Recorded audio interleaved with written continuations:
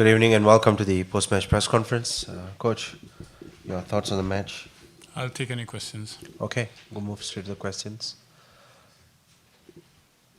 Yes, you can use the mic, please. Any questions? Yes. Nate, go ahead. Hello again, Coach Nate Abreu, Concacaf.com. Guyana manager Michael Johnson talked about there being wholesale changes for his squad going into the final game. Is that something that we can expect from your team to maybe give some guys at least a chance to play in this Gold Cup? I think when you lose a game in that manner, you got to expect changes. So I think there definitely going to be changes. We need to now start thinking forward and put this behind our back as quick as possible. Coach, what changed around the midway point of the second half, and like what allowed the U.S. to kind of run away with the game? Well, that's the conversation I just had with the boys in the changing room, because how can you be so good for 65 minutes and then so awful for the last 25 minutes, which is a bit of a surprise. But that's our mentality. We have to change the mentality, and we have to learn to stand up and fight. So 65 minutes, but not good enough. Oh, yeah.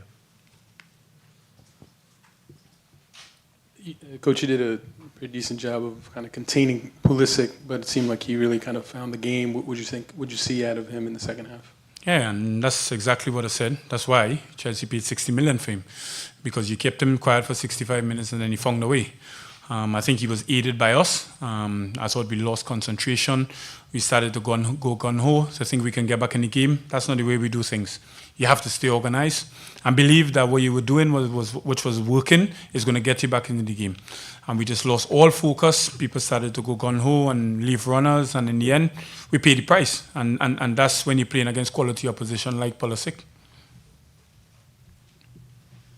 Coach, your team had a great chance to equalize there in the second half. I mean, how deflating do you think that was to your team, and how big a moment was it?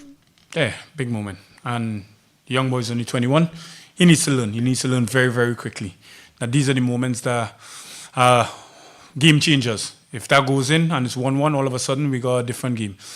Instead, we end up conceding a second, and then a third, and then the rod just cannot be stopped after that.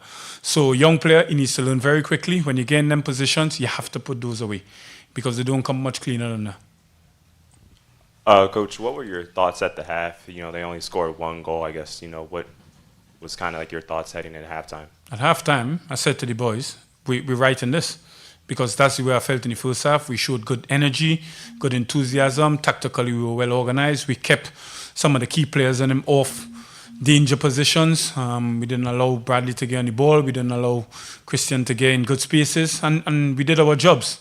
So at halftime, I was very confident that we had a chance in the game. So as I said before, up until the 65th minute, everything was going fine, and then we just totally collapsed, lost concentration, and that's our mentality that we have to change. Coach, is there a reason why experienced players like Molino and Jones didn't start? Yeah. Molino just came off an injury. I played Molino for 90 minutes against Canada.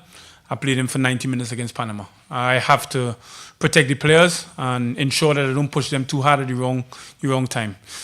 Don't forget that we didn't have Molino for a long while, and we went to places like Japan and Iran, and we competed well. So we have a squad. We had to use the squad.